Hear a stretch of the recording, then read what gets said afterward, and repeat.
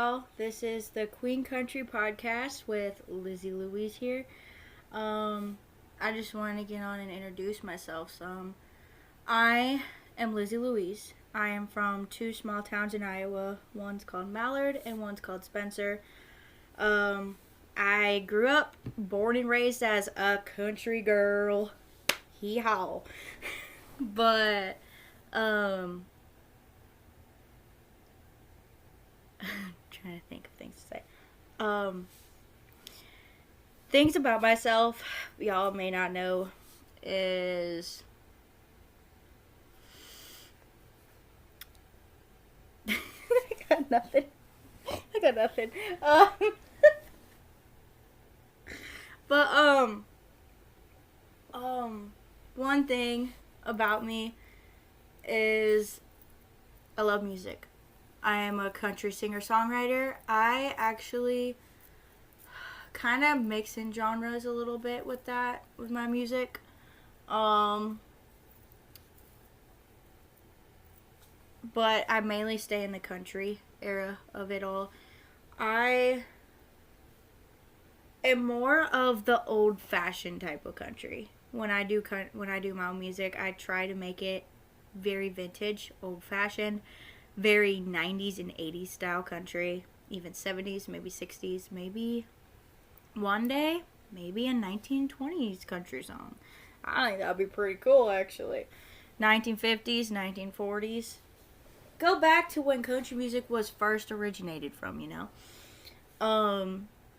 I grew up in Iowa my whole entire life, born and raised there. My two parents, they separated when I was really young, and divorced when I was really young. Also, a lot, just a lot. I am 21 years old, almost 22, coming this May. My birthday is May 3rd. I was born in 2004, and it's just a lot. It is a whole lot. It's a lot. A lot went down in my life, and the rundown is, it's crazy, I want to make this podcast like every Friday kind of thing. Probably film it during the week, but every Friday it will be out every Friday, 10 a.m. in the morning. It's just crazy. I have a dog. She's my husky mix. Her name is Sundays. I got her name from a Florida Georgia Line song. Their song Sundays. Actually. That's literally where her name originated from. But it also came from because it's a Native American tribal name. And I'm very tribal. I love Native American stuff. I love tribal stuff. I've loved that since I was really young. And that is just like part of my lineage. That's part of me. And I have a little bit of Cherokee in my blood, actually. Actually, I think half of my ancestry is actually Cherokee, honestly. From Native American ancestry. I'm actually, on my mom's side, on my grandma's side, we heard that we're related to a Cherokee princess from a tribal group from back in our ancestry. And we haven't really gotten to where we can get back into that part of the ancestry because it doesn't really take us back that far. But I would love to learn more on that Native American princess if I can. Another thing is I am a Christian. I am a godly daughter by faith in Jesus Christ. He is my Father and Heavenly Savior, Lord and Master. Not Master. Why did I say that? I'm thinking of that TJ Maxx card. But He is my Lord and Savior, and I am blessed to be a Christian and to be part of God's kingdom every single day. I actually got baptized Easter of 2025, and I am so proud and thankful that I did that. That was one thing I was never going to back down on.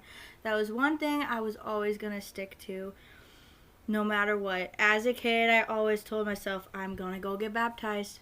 And I got baptized at 20 years old, a month before I turned 21. And I am so proud of myself for doing that. I love that I did that. And it is such a blessing to be part of God's kingdom. I am so grateful for God every single day. If it wasn't for God, I wouldn't be alive to this day. Like, God is with me through thick and thin, and He will always be there through thick and thin for me, no matter what. And what He can do for me is what He can do for you too. Amen. Praise Jesus. But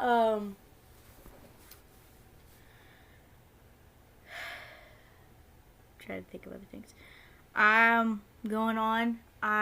Y'all know, I am a country girl, born and raised through thick and thin, never leaving it ever. Country girl by heart, country girl by faith. That's who I am. That's how I'm gonna be. It lives in my roots. It digs in my blood, and I'm gonna keep it going. But that's my life. It's who I am. Being country is my whole personality. My country life is me, all through it all. Oops. Another thing is, y'all probably will know this. I grew up on Miley Cyrus. Almost everybody did. I have been a huge Miley Cyrus fan for almost 20 years. It'll be next month during the Hannah Montana anniversary, March 24th. March 24th, 2006 is when the first ever Hannah Montana episode ever premiered and aired. How do I know that? Because I love that show. Still love that show to this day. That's like my favorite show ever. I know that show inside and out, back and forth, right, left to right, up and down, and side to side, and all the... You tell me what episode, I'll remember it. You tell me what's in it, I'll remember it. But I have been a fan of her since I was like 2 years old, and always gonna be a fan of her forever. I grew up on her. Miley Cyrus has taught me so much over time. She has taught me a lot. She is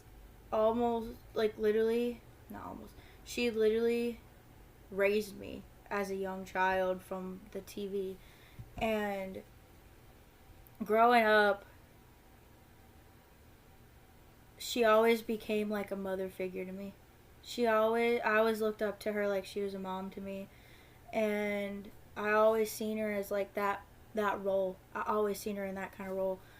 And I am so blessed and thankful that I got to know her and I got to be a fan of her all these years. And through thick and thin, I may not be obsessed forever, may not have that obsession forever, may not collect forever or anything, but I will always stay a fan.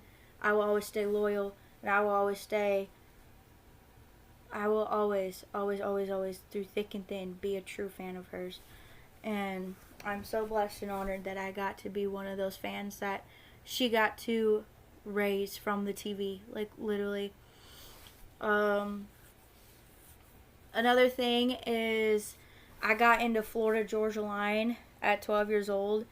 I found out through the radio. I was in Michigan that summer, and I found out through the radio at my grandparents' house, and I was asking my cousin, who is this? What song is this? She said, Florida Georgia Line, Holy.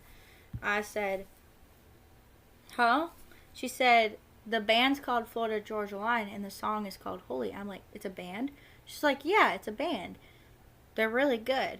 I said, oh, I'm going to check them out when I get home. So when I got home from Michigan that summer, I got on the computer that my mom had. I pulled up Florida Georgia Line Holy. I listened to it. I fell in love with it. I fell in love with the band. I became a huge fan, and I mean huge fan. I mean pictures every single inch of my walls fan. Literally. I was literally a 12-year-old child printing pictures every single day from my mom's computer to the printer and putting every single inch of them on my wall. Literally.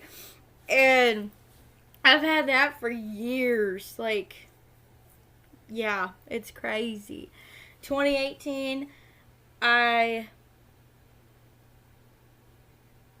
became really good friends with Brooklyn, which is also my bandmate, which is also my sister, which is also, we're not blood related, but I count her like she's family. Blood or not, family's family. I always stick beside them. And me and her, we found music through, we found our friendship through the Florida Georgia Line fan pages we had on Instagram and became really good friends, became like family. We met in 2022. I went down to Alabama and we hung out, we had fun, and I miss those days. I really do. If I could go back, I would love to go back one day. It'd be such an honor to go back to Alabama so bad. And then now I'm in an obsession. One that I don't think I could ever quit on. I am a huge fan of Bailey Zimmerman. Like, huge fan, and I mean, flag on my wall. Fan.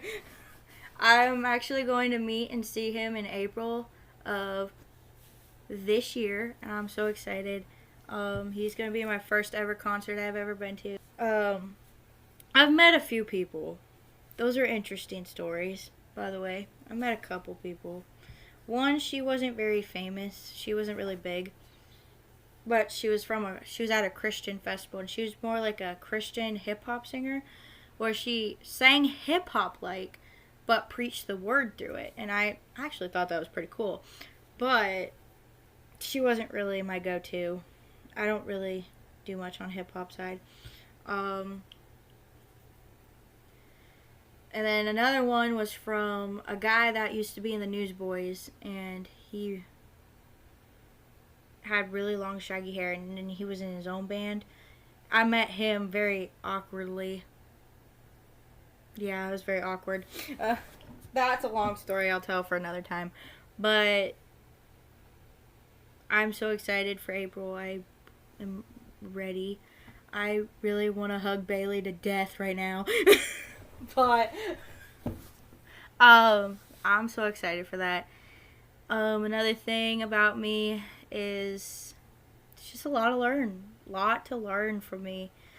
I'm crazy all over the walls. I'm chill. I'm a pretty chill person, but I like to have fun. Get up and have fun. I don't like to lay around and be boring and do the same old things every day. I like to have fun. I like to have a blast and do some things, not sit around and do nothing. But yeah. So I hope you guys enjoy this podcast. First ever episode will be with Brooklyn, and we talk about a lot of things in those. So stay tuned for that. Peace out, y'all. I kind of want to talk about my one hometown, Mallard, that I grew up in originally. I'm originally from Mallard, Iowa. That town is probably the most countryest town you'll ever see in Iowa, honestly. That town was so country. I will tell you that. I remember there was a group of girls that lived just down the street from us, and they had horses down the other way of the street, and they always would like ride on by with their horses and stuff and all the time. And they, every Halloween, when everybody gathered at the city hall downtown, like it was on the other side of the end of the street now. Like everywhere, everything was so close together. You could just walk the whole town to everywhere. Like you can go down. Our grocery store was literally a gas station, and you could literally walk there. It wasn't even that far away. And literally the school was right there. You could walk there. You could walk to the church. Like everything was so close together. You could literally just walk. You didn't even have to drive. But they would always bring their horses every single time we went to the city hall for Halloween and gather around there and stuff and all the time. And then after that we went walking for trick-or-treating at every house, and they do that. I'd say I made a lot of pretty good friends there. I don't remember them anymore, but yeah.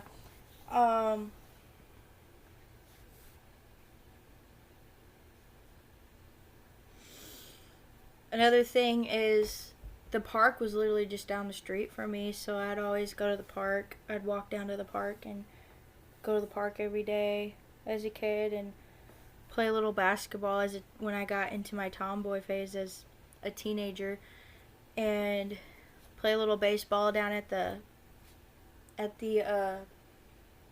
baseball park just at the elementary that was across the other part of the street. And my dad and we'd always play baseball and everything. We watched Chicago Cubs all the time, and it was crazy. It's crazy. Yes, I grew up on Chicago Cubs. I was born and raised as a Cubby. I'll admit it. I was a Cubby fan. I'll admit it. Yes, I was. Chris Bryant was my favorite baseball player. I'll tell you that. Another thing is, I remember this when I was little. My mom wanted to teach me how to sew. I'd sit there beside her like, this is so boring. I don't want to learn this at all. Like, I'm sitting there. I'm like, I don't want to watch this. And my dad, every single time, he would say, okay, I'm going outside to fix on the Jeep. Out the door I went. I was lightning fast. I literally, every single time my dad would say he's going to fix something, he's going to build something, I was out the door. I was like, I'm going to join ya and I'm going to help ya. Kind of thing. Like, I liked watching my dad build stuff, and like watching him fix the car and stuff. Like, it was so much fun. And I grew up on that a lot. A lot of my family members do that a lot. There's a lot of things we had as a kid. I remember when I was little, I had a doll stroller. I hated my dolls. I hated them so much. But I had this doll stroller, and instead of putting my dolls in it, I put our pets in it, our animals. We had 2 chihuahuas when I was little. I would put them in there together and push them around the house in the stroller. They were fine with it. I had this little puppy named Daisy. She was my first ever puppy. She was like a lab mix, a black lab mix, and she was so cute. But she caught parvo at a really young age, and we only had her for about a couple months, and this story still haunts me to this day, wishing I got to say one last goodbye to her. But we went to Michigan that summer, and when we got back from Michigan, my parents came outside, but they didn't come out with Daisy. And I asked them, where's Daisy? was random. I asked them, where's Daisy? And they said, we need to talk. And I knew that moment she was gone, like forever. And I cried. I'm literally gonna cry right now talking about it. But I cried so much. She was my first ever puppy I had when I was really little. I loved her to death. Like, I held her every single day. I made sure she was well loved and well taken care of. Yeah, I was really young. I didn't know how to take care of animals really well, but I learned. And I made sure she had medicine taken for everything. I made sure she was warm when she got cold and everything. Everything. I was so determined with this puppy. And when I heard she passed away from my parents, I cried. I broke down. I was broken. I was in tears. That was my first ever, heartbreak of a death, honestly, in my whole entire life. And me wishing that I got to say one more last goodbye to her broke me. Because I didn't get to. Because I was going to Michigan that July and I wanted to say one more goodbye to her so bad. So my dad buried her in the garden that we had, and it was right beside the garage and the shed. And me and him made a cross for her and put it on her grave. And every single day from then, I always went out and I would grab the dandelions and the sunflowers out of the ground, and I would take them over to her grave and I would place them on her grave, and I would sit there. I'd sit there talking to her every single day like she was still there. I loved her so much. She was my first ever dog, and it killed me inside to know that I had to let her go and let her go to a better place, because she passed away with parvo, and I was killed inside. I was crushed inside. Very crushed. And that dog meant the world to me. She meant so much to me. Years go by, I had more pets.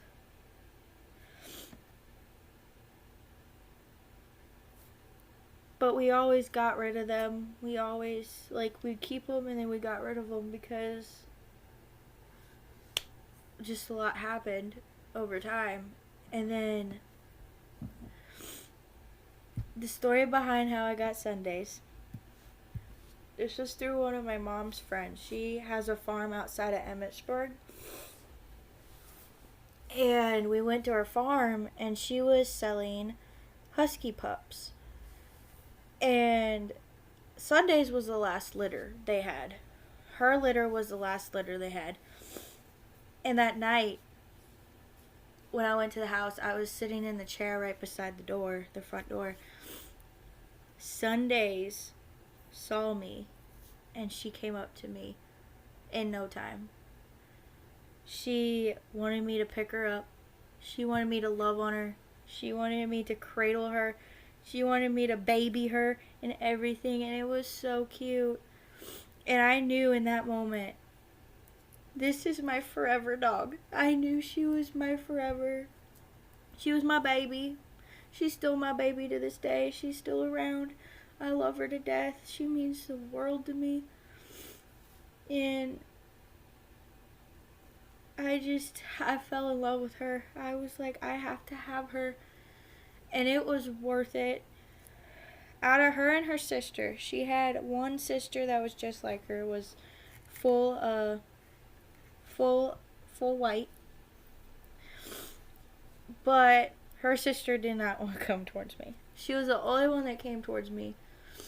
And she just loved on me like no other. I loved on her like no other. And I knew she is going to be my forever dog. And I've had her since. I still have her to this day. And I'm never getting rid of her. I'm never. She is my baby. She is my furry. She is my sunshine. She is my sunlight. She is everything. And God made Sundays just right for me. And I am so thankful that I got her in my life.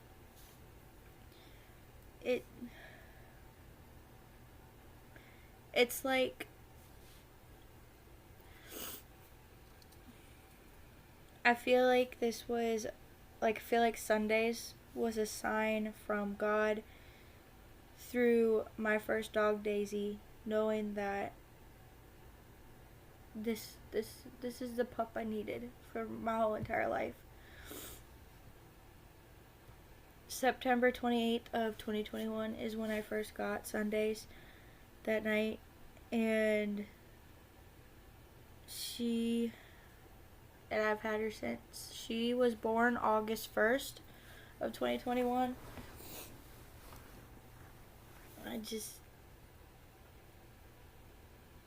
I don't know what I would do if I didn't have my baby. If I didn't have my furry, I didn't know what I would do. And I love her to death. I love her like no other. She is my child through thick and thin. I love her so much. She is such a blessing, and she is such a miracle to me, and I am so thankful that I got to have her, and I get to have her in my life, and everything.